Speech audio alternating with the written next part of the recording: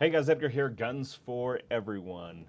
Quick little video. I'm at the office doing some other stuff, some other videos, and I came across a video that I seen last week. Really, I had it saved, I had it pinned, so I can come back and rewatch it. And I thought, why not just do a video about it right now?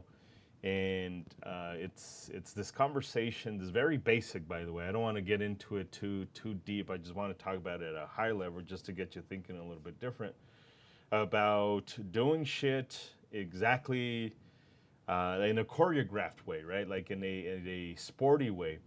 Often we get a lot of students that show up to the class and they have good questions and sometimes they're stuck in their old ways and they're trying to work away from that. And one of them is like stance, right? Like, so we get a lot of students who stand staggered. So I put one foot in front of the other, what they call the Weaver stands. Let me put it up here again. I wasn't really ready to do a video about this particular thing, but I thought, fuck it, why not just do it? But yeah, a lot of people will want to do shit that is boom, like this, right? So there is that Weaver stance, the one foot in front of the other, bladed position.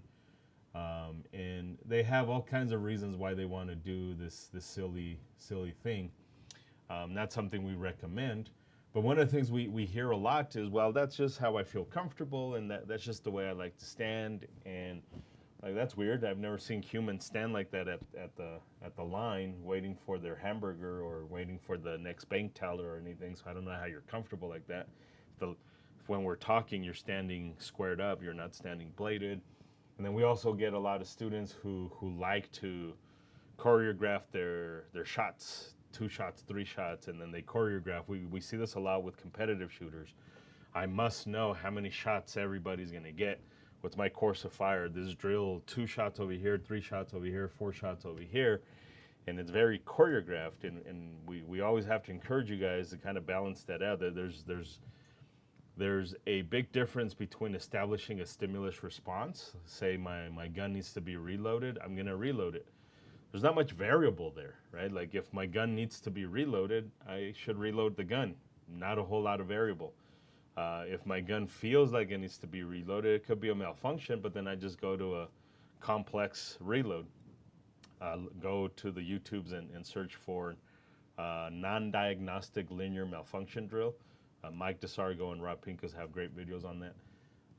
So this is about to that, right? It's just choreographing the shit that you really don't have any control over. Your stance. If shit hits the fan, you don't know if you're gonna be standing, sitting down, laying down. You really don't. There's too many variables, and this video kind of talks about this. Kind of maybe like, haha, there's an Olympic thing that's going on here. So let's watch that video. Adam Savage talking about that one video situation that they had. Because what we're hoping to get from Nathan is a timing consistency that dwarfs mine. Like, let's say my consistency was plus or minus a second on each of my swimming runs. We expected his to be way finer than that, and thus we were able to more starkly see a granular difference between the water and the syrup, right? But these troughs, to say they are not what Nathan normally swims in is a understatement. And here's where we start getting into trouble, is a situation that this Olympic star is used to is not what they are doing here. So let's listen to what ends up happening when you put somebody who is a great athlete but has always trained in a very choreographed way.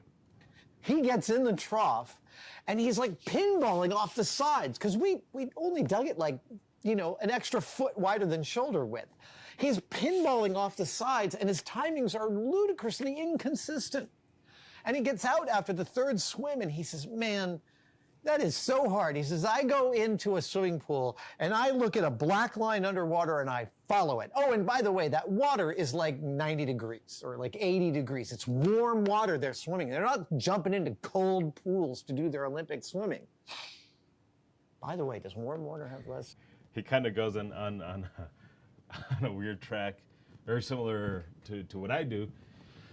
But I think this is what the problem is you get a lot of sporty, very athletic human beings that can do shit very well in a choreographed environment, in a very specific environment, and that brain doesn't like it when you challenge it in different ways. Here you have somebody who is a medalist. This person, I don't know if he's won gold medals. I think he's won some gold medals. But even if it were bronze, a lot better swimmer than you and I, probably, unless you're Michael Phelps watching this shit.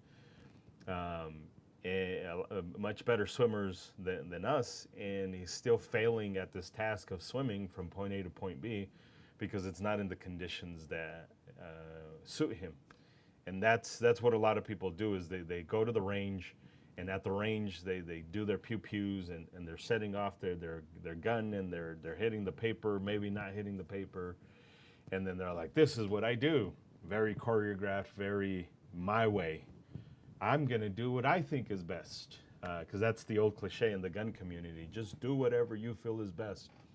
Or you get the competitive shooter who shows up to defensive classes, different stuff. Defensive shooting and competitive shooting are different things. And you get this competitive shooter's like, but I don't do it this way, because their brain is really more to like points. If I do it this way, my points fail. If I do it this way, I'm going to not do the stuff because of the prize or whatever. So you take them into a defensive shooting, which is not choreographed. It's much more variables, many more variables, and they fail. And this is what you have to be cautious with. There's unfortunately a very large company out there that does two things, and one of them is training. And they've gone away from empirical evidence stuff into more sporty evidence stuff, which again, you can have sports science and it tell you stuff, and then you can have defensive shooting science and it tell you stuff. If you're watching this video, I think you're more about the defensive shooting science than you are the sports science, right? This Olympic swimmer has evidence and science to back him in 90-degree water. Adam and the people at Mythbusters wanted him to swim, which is what the fuck the Olympic swimmer does, but not in water, in something a little bit different than water, a little more viscosity to that water, and in water that's not at the temperature he desires. So now there's variables. I thought you were good at swimming. If you're good at swimming, you should be able to be good at swimming. But no, this person is good at Olympic swimming. That's what they do.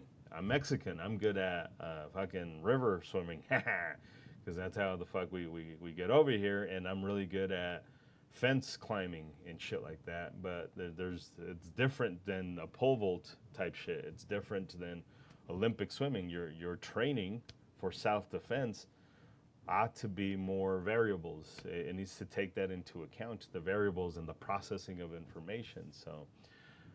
This video is like always a little bit longer than I wanted it to, but I just wanted to kind of get up here and do a quick-ish video to talk about this stuff. Be very careful with choreographing your self-defense, and be very careful with staging everything and everything meeting your requirements and what you feel is best. Remember, self-defense is not about what you think or believe or feel or anything like that. It's about what you need to do at the very moment. So there's a lot of shit that's involved that you have zero control over, and you need to take that into account. You can't control the way you stand. You can't control how many shots you shoot. You can't control the time that it takes for you to shoot. So start considering that. Anyways, I appreciate you guys. Go check out that video. Go listen about the swimmer fucking up in stuff that's not Olympic and shit like that. Go check out the other videos we have. We'll have more about neuroscience and choosing guns and the physics of guns and all that shit. Isaac has a lot of great videos as well. Go check him out. Guns for Everyone Isaac. Guns for Everyone Isaac. Thanks.